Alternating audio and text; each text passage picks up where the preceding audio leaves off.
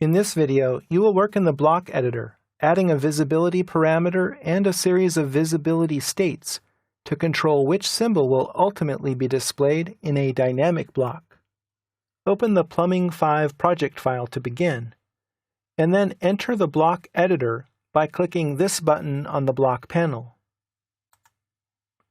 Select the multi-valve block from the list of predefined blocks in the drawing, and click OK.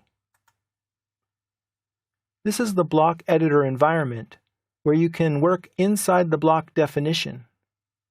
This particular block has 3 nested blocks inside of it, namely the check valve, globe valve, and gate valve.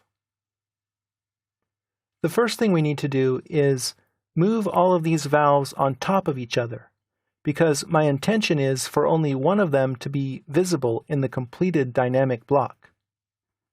Type M-enter for move, and go ahead and move these objects on top of each other using Object Snap. Now we have 3 coincident valve blocks. The next thing we need to do is add a parameter, and the parameters are listed here in the block authoring palettes. If you don't see this, you can toggle it on over here. Click Visibility. This will allow us to create a grip in the completed dynamic block, which the user can click to open a menu that will list the different types of blocks available. The command line says Specify Parameter Location. Make sure that Object Snap Tracking is on. Hover the cursor over this point, move up a short distance, and click. This locates the visibility grip at the center line of the valve. So far, so good. The next thing we need to do in order to get this grip to work is to assign a series of visibility states, and that's done over here in the Visibility panel. Click this large button to open the Visibility States dialog box. And by default, it comes with just one visibility state, which we should rename. Click Rename, and let's give it the title of one of our blocks. Let's call it Check Valve.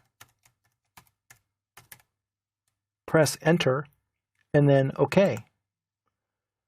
So we have Check Valve appearing here on this drop-down, and we see all 3 blocks.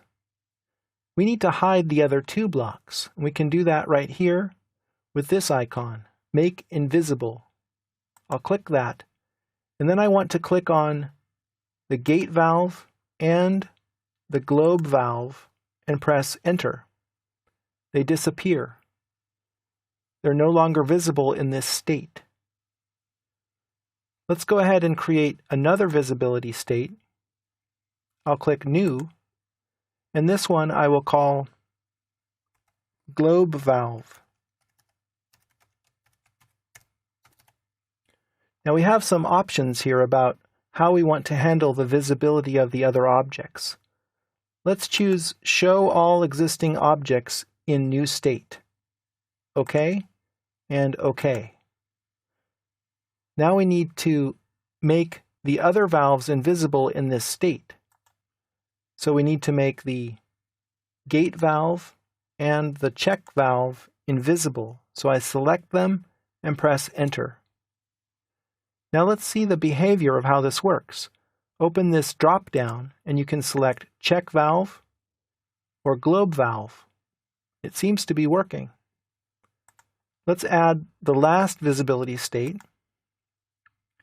Click New and type Gate Valve.